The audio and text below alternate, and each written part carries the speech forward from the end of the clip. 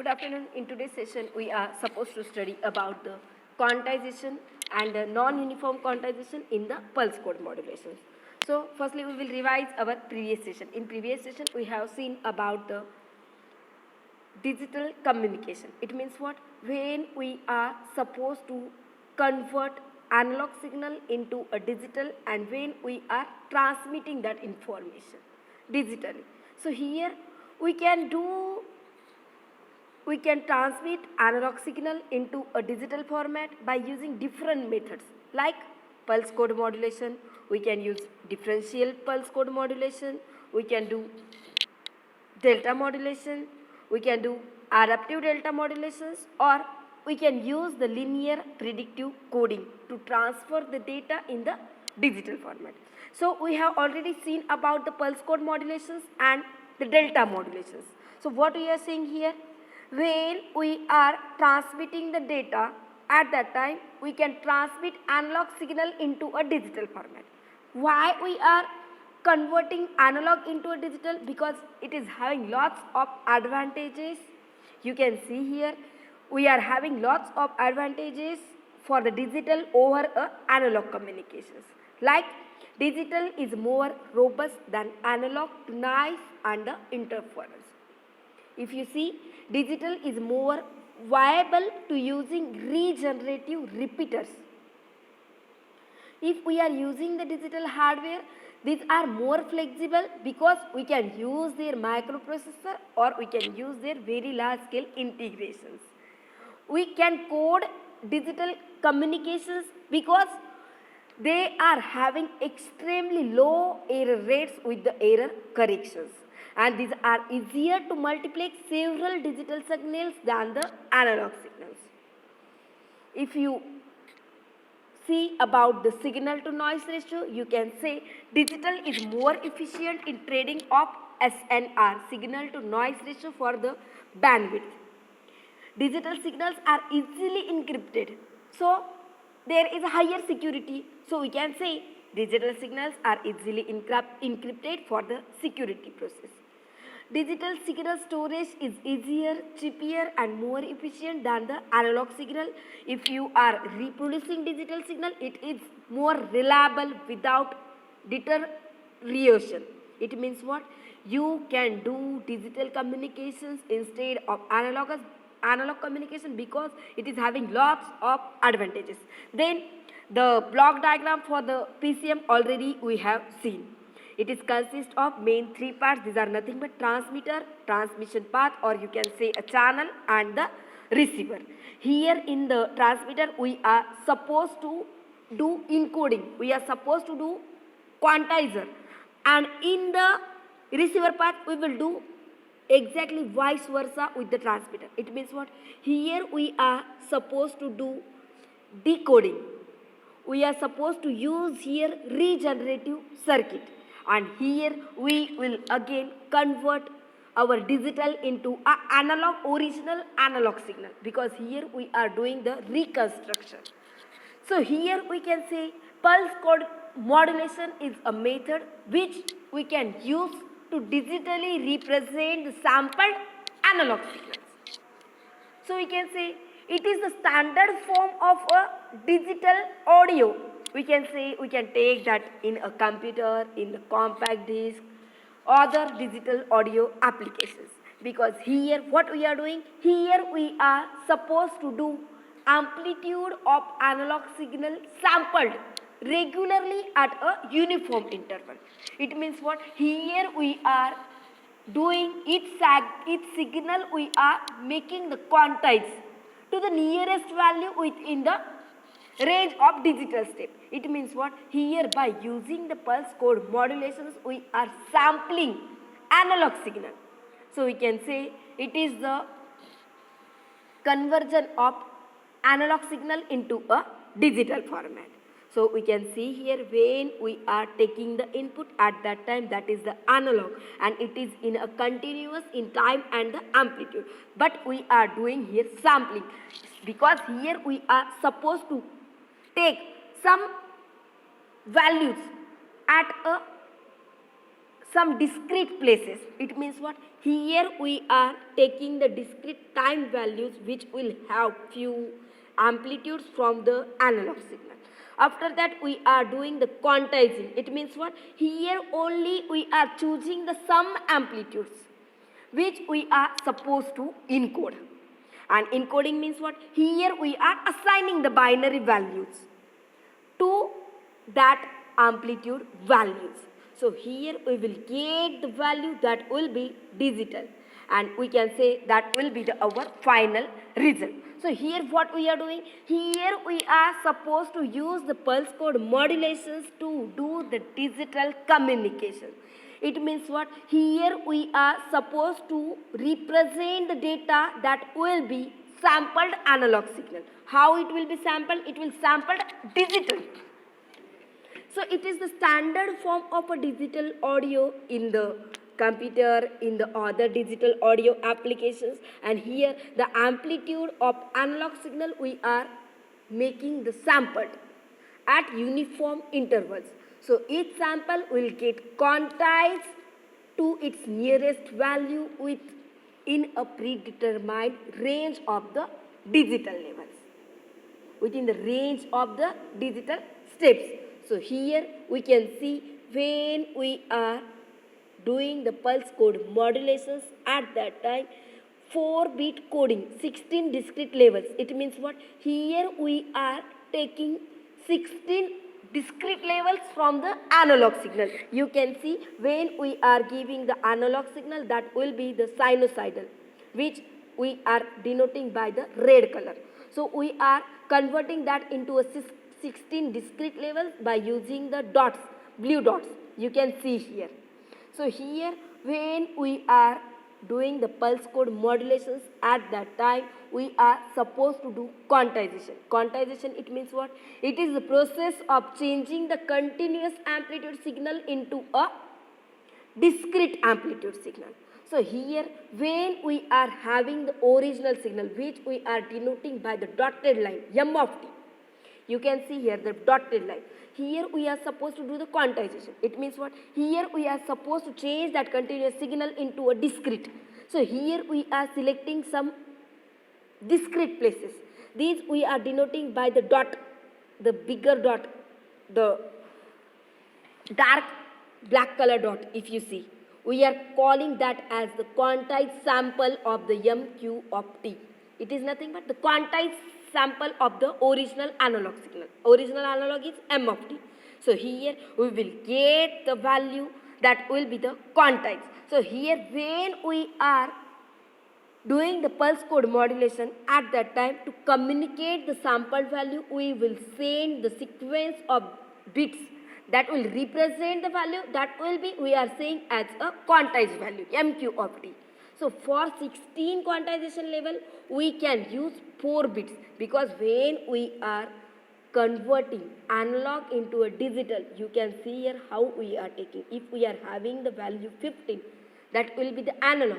You can take as a binary 1, 1, 1, 1, 4 times 1. 8, 4, 2, 1, all are having the value 1. So here we can say we will, for the 16 quantization level, we will require 4-bit, and PCM we are using binary representations. So here when we are starting with the sampled signal, if you are taking that analog signal as a m of t, now we are supposed to represent that signal in the quantized form. So the quantized amplitude is nothing but it is limited to a range. We can say from minus MP to plus MP. Because if we are taking the range m of t, maybe extend beyond minus MP or plus MP sometime. So here when we are dividing that range into a L uniformly spaced interval, the number intervals is L, and the separation between quantized level we will get like a delta equal to 2 MP divided by L. So here what we are saying, when we are supposed to take sample signal at that time, the kth sample of the original analog m of t we can design at mk of t of s and is assigned a value that will be equal to the midpoint between two adjacent levels. So we can say mkt of s equal to kth sample, and mq of kt of s is nothing but it is the kth quantized sample. So we will get here the quantization error that will be in between original signal and the quantized sample. So we can take quantization error equal to quantized sample minus original kth sample value. So you can take q of kt of s equal to mq kt of s minus original sampled value mkt of s. So here you can see in the diagram how we will get the quantization noise. So here we are saying when we are doing the pulse pole modulation, when we are transmitting analog signal into a digital, at that time we are saying sampling process will give rise to train of samples with the amplitude depending on the instant of sample. If we are taking the range, from minus mp to plus mp, at that time we will get the quantized sample.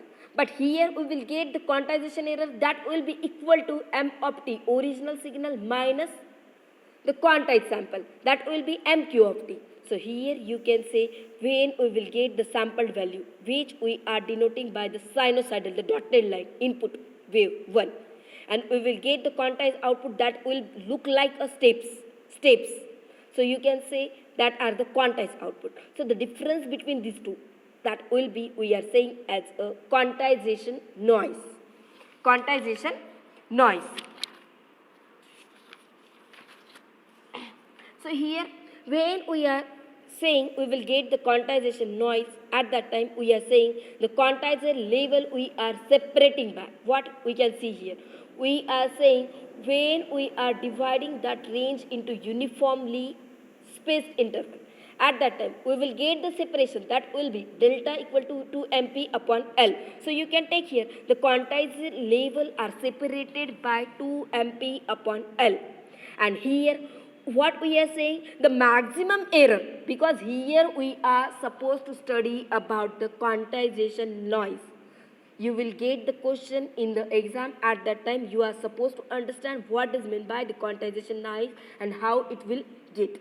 So here we are saying these quantization levels we are separated by 2 mp upon L, and the maximum error for any sample, that value will be at most 1 by 2 of delta. It means what? mp by L, if you are taking 1 by 2 of delta. So here we are saying if we are supposed to calculate mean square quantization error, you can calculate q square. But when we are calculating q square, you will get the value that will be, how we are getting here, we are getting the maximum error at the 1 by 2 of delta. It means what? mp of L, because 2 get cancelled. So you can take q square, it is nothing but mp square upon 3L square. So you can take delta square upon 3L square, you can take as a 12. But here when we are considering NQ equal to Q square, we will get that NQ is proportional to the fluctuation of the error signal. So we can take that as the quantization noise power. But here we are saying we will get the quantization error Q of t equal to M of t minus MQ of t. So you can write our original signal M of t equal to MQ of t plus Q of t. Because Q of t equal to M of t minus MQ of t. So rearrange करके you can write like this. So here we are saying the signal power S0, it will be proportional to the mean square of M of t. And here mean square of M of t, it is nothing but you will get the sigma square. It means what? M square of t. And we are taking the input signal that will be the sinusoidal. So you can take MP square upon 2. S not equal to MP square upon 2. So we are saying here when we want a measure of quality of received signal, that is nothing but that is the ratio of strength of received signal S0 relative to the strength of noise power NQ due to the quantization. This is nothing but we can say as a signal to quantization noise ratio SQNR. there will be the numericals on SQ and R. So here we are saying we can calculate mathematically signal to quantization noise ratio. It is the ratio of strength of received signal power with respect to the strength of noise power. It means what? SO upon NQ. But we are having the value S naught equal to M square of T. You can see here, we are taking M square of T. And NQ, we are taking that value as MP square upon 3L square. MP square upon 3L square. The mean square antization error. So if you solve this, you will get value 3L square M square of T upon MP square. So if it is expressed in decibel, you can write SQNR dB equal to 10 log 10 because it is the standard format. If we are supposed to take the value in the dB, you can take 10 log 10, that value, S naught upon NQ. So you can take SQNR equal to 10 log 10, 3L square 2. So here, if we are supposed to reduce the quantization error to the message signal, we are supposed to take smaller quantization step. So we can minimize the quantization error. So here we can see different encoding level on each side. So here when we are taking the signal, that will be the quantized if our original signal, which we are saying as a strong signal, and if we are taking one weak signal, you can see here our quantized level. How we will get? You will get the linear and you will get the compressed. So we can say we will get here strong signal versus the weak signal for the quantized level, like this. So here we are now supposed to study about the non-uniform quantization. So what we are saying here, in the case of uniform quantizer, the representation level are uniformly spaced. It means what? Here the step size remains constant for the uniform quantization. It means for the uniform quantization, we can say the representation level, the step size remain constant for entire range. It means what? When we are taking signal to noise ratio equal to 10 log 10 S naught upon NQ, or you can take 12 sigma x square upon delta square. Both are having the same meaning because we are saying delta is a constant. So we can say S and R we are deciding by the use of signal power. Signal power means sigma x, because we are taking S and R equal to 12 sigma x square upon delta square. Delta is a constant, so it will be depend only on the sigma. Sigma is nothing but the signal power. So if we are saying about the music or the speech signal at that time, we can say the rate of voltage variation is very high because of the weak talk or the loud talk. But in other words, when we are supposed to study about the non-uniform, at that time, at the transmitter uniformly quantizing the compressed signal, and at the receiver an inverse compression or the expansion characteristics. It means what? Here at the receiver we will get the expansion that will be employed to avoid the signal distortion. So we can say, if we are saying about the uniform quantization, it is used in the such signal where the weak passage will have more quantization error compared to the loud passage. But if for a person with the loud tone, the system will provide better signal to noise ratio. And if we are using the non-uniform quantization, we can be used in a such signal where the weak passage are given protection at the expense of the loud messages. So one way of achieving non-quantization is to have the characteristics of the quantizer. It means what? Here we can increase the step size, but in uniform we are taking the same step size. And if there is a weak passage are given for the protection, at that time we cannot use uniform. So we can use non-uniform quantization where we can increase the step size, that as the separation of input and output amplitude characteristics is increased. So, or we can do Another approach is nothing but we can use logarithmic operation, and then we can use the uniform quantization, because quantization noise will depend on the step size. So you can see here, when we are doing the non-uniform quantization, you are supposed to increase the step size. At the transmitter, we are doing uniformly quantization. That is nothing but the compressed signal. You can see here, we are taking the quantization. But at the receiver, the inversion expansion, it means what? We can take the expansion. We can increase the step size. So we can say that as expansion is employed to avoid the signal distortion. So here we are doing compress plus expansion for the compounding purpose. So we can say, if we are doing the non-uniform quantization, at that time we are supposed to minimize the quantization noise. So it is possible to minimize the quantization noise by proper selection of AI, BI and XI. So here we will require custom tailored hardware. So here, if we are taking the compressed signal, we are supposed to apply the uniform quantization. And if we are doing the non-uniform quantization, at that time the horizontal axis is normalized input signal, and vertical axis, if you see these diagrams, A law compounding and the mu law compounding. At that time, we are saying here, if we are supposed to use the compressed signal, at that time the compressed sample must be restored to original value at a receiver by using the expander with the complementary characteristics. So here we can see, when we are supposed to use non-uniform quantization, at that time you can see here, we are supposed to do A law compounding or the mu law compounding.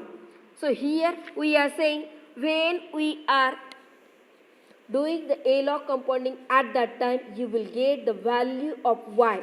That is nothing but we are taking on the output. You will get A upon 1 plus log E A, 1 plus log E AM upon MP. But when we are doing the mu law compounding, at that time you will get the value Y equal to 1 upon log E 1 plus mu log E 1 plus mu M by MP. So here we can say, when we are doing the A law compounder, at that time you will get here the transmission bandwidth. That will be, in the binary pulse code modulations, we are taking the group of n bits to L levels within the n bits. So we can take L equal to 2 raised to n. Or in another way, if you are taking the log on both sides, you will get n equal to log 2 of L. It means what? We can say here, signal is band limited to beta hertz, which requires 2 bits per sample, 2 bits samples per second. Because here we are saying we are supposed to follow Nyquist theorem. So for 2 NB elements of the information, we must transfer 2 NB bits per second. Thus, the minimized bandwidth needed to transmit 2 NB bits per second. So we can take its bandwidth equal to n beta hertz. Practically, we can say we usually choose the transmission bandwidth to be a little higher than the minimum bandwidth required. So here, what we have seen, the equations, you can see summary of the binary pulse code modulation with the linear quantization.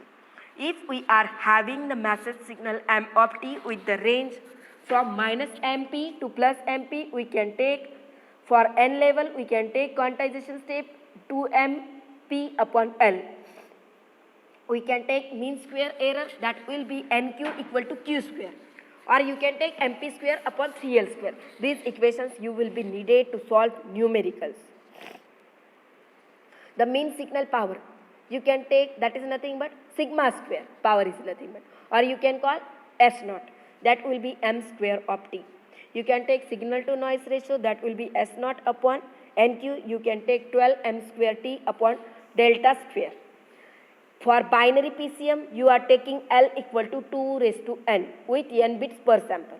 So for a message signal of bandwidth beta B hertz, then the Nyquist rate is the 2 beta, 2b sample per second, because we are saying we will require Nyquist rate that will be 2 omega. Here we are saying bandwidth is b, so you can take 2b. Thus the bit rate will be 2nb beat per second with the channel bandwidth is now nb hertz. So here we can solve some numericals. You can see here, if we are having the problem, you all are supposed to solve these numericals in exam.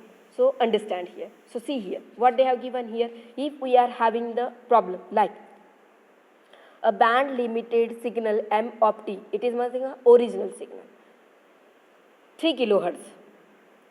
So here it is sampled. So we can take original sampled signal m of t, that will be 3 kilohertz, 3000 hertz. So here we can take Nyquist rate, that will be 2 into b. B is nothing but here 3 kilohertz. So 2 into 3000 hertz. You will get 6000 hertz sample per second, your Nyquist rate. But here we are saying we will having the original signal of 3 kilohertz is sampled at the rate 33.1/3% higher than the Nyquist rate. So Nyquist rate we are having 6000. So we can take actual rate 33.1/3% higher. So we can take that 6000 plus 1/3 into 6000. So you will get that actual rate will be 8000 hertz. Now what they have given here, the maximum allowable error in the sample amplitude is 0.5% of weak amplitude.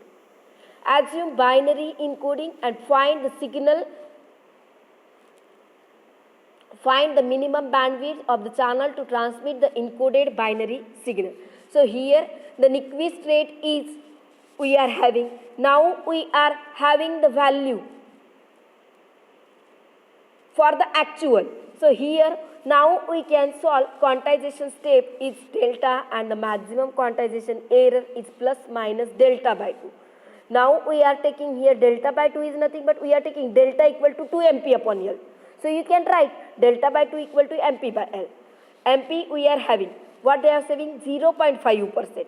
Maximum quantization error they have saving 0.5%. So you can take 0.5.